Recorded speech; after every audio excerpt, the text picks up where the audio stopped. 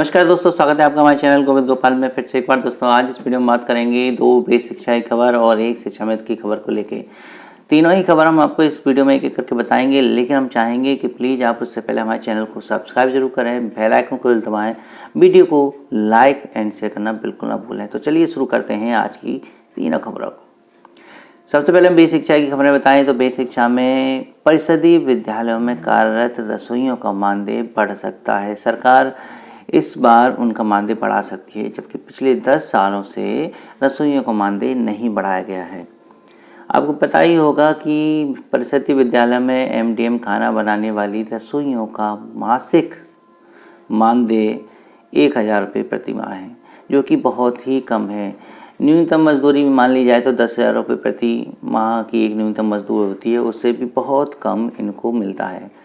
पिछले लगभग 10 सालों से इनके मानदेय में कोई वृद्धि भी नहीं हुई है। इनका मानदेय 1000 रुपये है, जिसमें से 600 रुपये केंद्र सरकार देती है और 400 रुपये राज्य सरकार देती है। इस बार वित्त आयोग ने सोचा है कि इनके मानदेय में वृद्धि की जाए, जिसका प्रस्ताव उन्होंने तैयार करके शासन को भेज दिया है। अगर शासन से मंजूरी मिल जाती है तो मानदेय में 2 गुनी या 3 गुनी वृद्धि हो सकती है, यानी इनका मानदेय 2000 से 3000 तक हो सकता है। लेकिन कोरोना के कारण जैसा कि राजकोष की कमी है तो हो सकता है कि 3000 ना हो, लेकिन 2000 रुपये करने की संभावना बताई जा रही है। तो हो सकता है कि इस साल रसोइयों को ये खुशखबरी मिल जाए मानदेय वृद्धि की कि उनका मानदेय इस बार सरकार 1000 से 2000 कर देगी। चलिए, ये थी खबर बेसिक शिक्षा को लेकर। दूसरी बेसिक शिक्षा की खबर जो है वो छात्रों को लेके है। परिषदीय विद्यालय में पढ़ने वाले छात्रों को प्रति वर्ष 2 जो है ड्रेस मिलती है, 2 स्वेटर मिलते हैं और जूते मिलते हैं, मोजे मिलते हैं और बैग मिलते हैं, जिनका क्रय कुछ जो कंपनियां हैं उनके टेंडर लेके स्कूल में माल भिजवाया जाता है, तो कुछ हेडमास्टर्स क्रय करते हैं।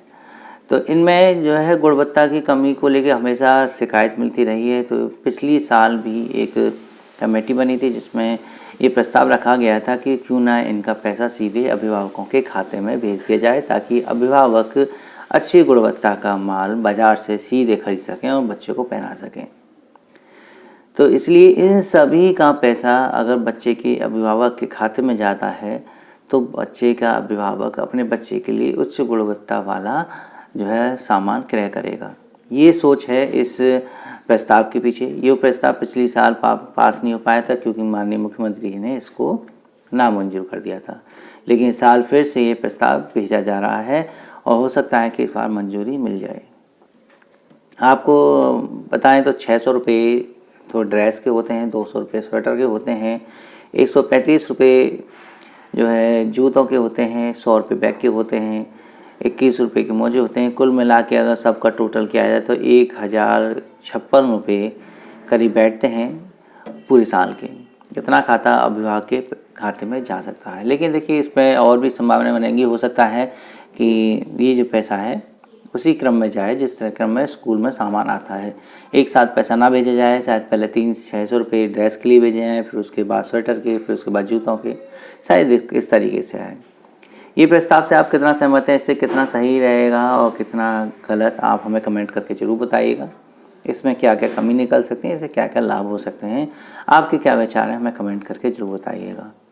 जैसे कि इसमें मान लीजिए कि अगर बच्चे के अभिभावक के खाते में 600 रुपये यूनिफॉर्म के दे दी जाएँ और उनसे कहा जाए कि यूनिफॉर्म क्रय करके अपने बच्चे को पहनाइए, लेकिन अभिभावकों को यानी कि जो किसान हैं उनको बैंक से फिर बड़े बाज़ार जाने का उन्हें समय नहीं मिल रहा है, खेतों पर इतना काम है कि वो नहीं जा पा रहे हैं।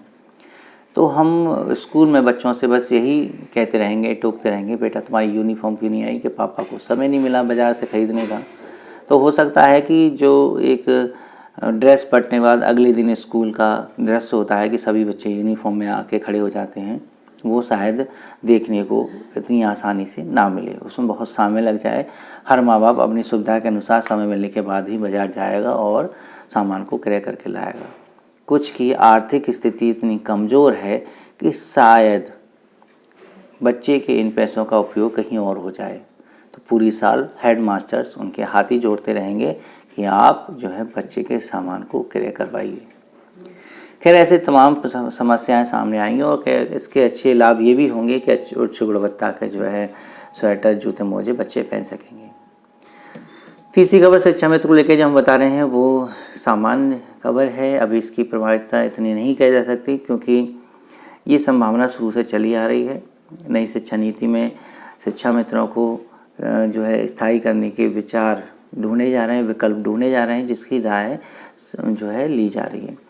यहाँ बात आई हृदय द्विवेदी जी के द्वारा एक पोस्ट में है कि उन्होंने बताया कि माननीय मुख्यमंत्री जी के द्वारा यानी जो विभाग में कार्रवाई चल रही है उसके द्वारा न्याय विभाग से जब राय मांगी गई तो न्याय विभाग ने शिक्षा मित्रों को शिक्षक के स्थायी पद पर नियुक्ति के मामले में सहमति नहीं दिखाई है।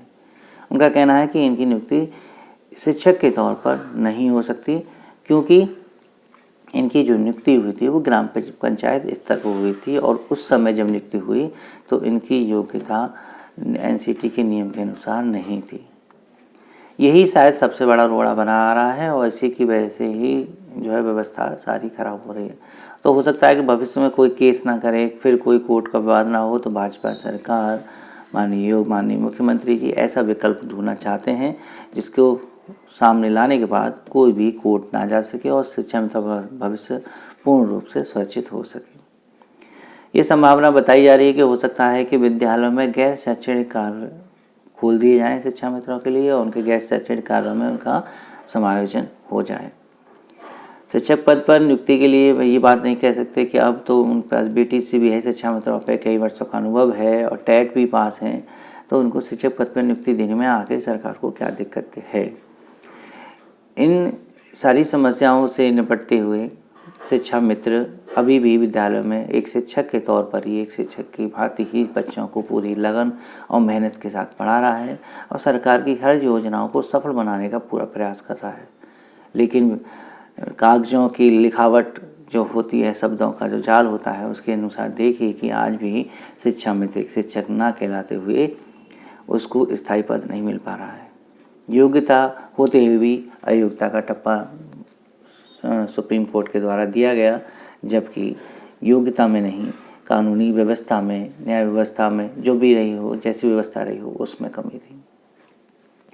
खैर हमारा उद्देश्य आपसे बस यही था कि आप निराश ना हो, परेशान ना हो, जल्दी ही इसका कोई ना कोई स्थायी नियम बन के आपके सामने आएगा। जितेंद्र साई जी ने भी एक अपनी पोस्ट में यही बात कही है कि हो सकता है शिक्षा मित्रों का समायोजन शिक्षा मित्र पद पर ही हो जाए और उनको 12 महीने का मानदेय, 62 वर्ष की सेवा और मानदेय लगभग 20,000 के आसपास उन्हें मिल जाए। अब वो मानदेय होगा, वेतनमान होगा, आगे की स्थिति में सब कुछ क्लियर होगा। अभी इसमें भी नहीं कह सकते हैं क्योंकि मानदेय शब्द नहीं होगा नई शिक्षा नीति में। ये बात हम बार बार आपसे कह चुके हैं। हमारी बस आपसे गुजारिश है कि आप धैर्य बनाए रखें, हिम्मत बनाए रखें और अपने कार्य में लगे रहें। भी शिक्षा से जुड़ी अपडेट देते रहते हैं, शिक्षा मित्र से जुड़ी अपडेट देते रहते हैं, इसलिए आप हमारे चैनल को सब्सक्राइब जरूर कीजिएगा, बेल आइकन को जरूर दबाइएगा, वीडियो को लाइक एंड शेयर करना बिल्कुल मत भूलिए। हम आपसे फिर मिलेंगे नेक्स्ट वीडियो में, तब तक के लिए बाय बाय, टेक केयर।